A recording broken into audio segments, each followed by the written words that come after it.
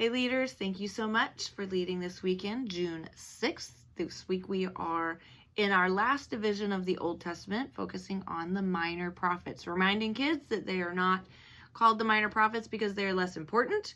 They're called that because they're short. There are short books and there are lots of them. There are 12.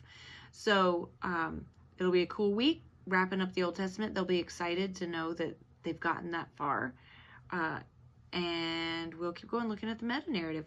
So these 12 books, what are they about? Hosea is a story about when God had Hosea marry a woman that he knew would run away, and how Hosea chose to forgive her, went and found her, and tried to make things right again. And she kept running away, just like God forgives us and loves us and wants to bring us back over and over again.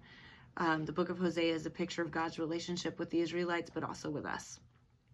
Joel and Amos both wrote warning the Israelites of coming consequences for their behavior. God had promised he was going to punish them if they chose not to obey him, and it repeatedly happened. So Obadiah specifically, Obadiah gives the same message, warning the Israelites about consequences. He gave the same message to Edom, and then Jonah gives the same message to Nineveh.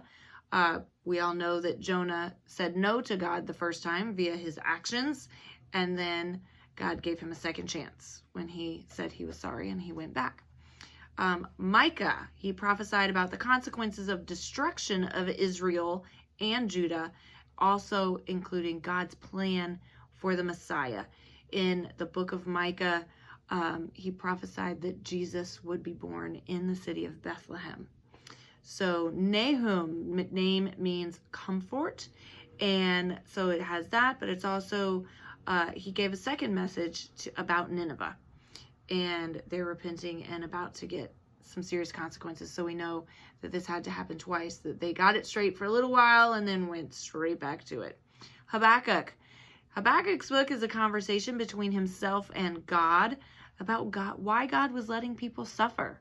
So it's a book of questions and about God's sovereignty and how God works. Zephaniah. He was a very important Israelite, and his book is about warning the Israelites of the consequences that are coming for their continued behavior. Haggai and Zechariah, they both wrote after the return to Israel, so that the people had already been in exile and then they come back. And these books are about encouraging the Israelites to rebuild the city and their temple, as well as their faith in God, to return to God as their Lord, and return to worship and the obedience and all of those things that they were supposed to be doing, so they wouldn't get stuck again. And then Malachi, his is also after the exile, told them God was coming to judge and to restore them, and reminded them that a Savior is coming. His is the last book in the Old Testament. So again, flip side from last week's creative lesson, where they used a long sheet of paper to illustrate about the happenings of the major prophets, because those books are longer. This time they're going to have very small paper in which to illustrate 12 books instead of 5. So they're working on a micro level this week. Our physical group is going to use coloring sheets that have the names of the books of the Bible, and color them if they want.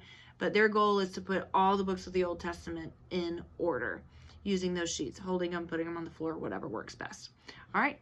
Thank you so much for leading and helping kids to know Jesus better.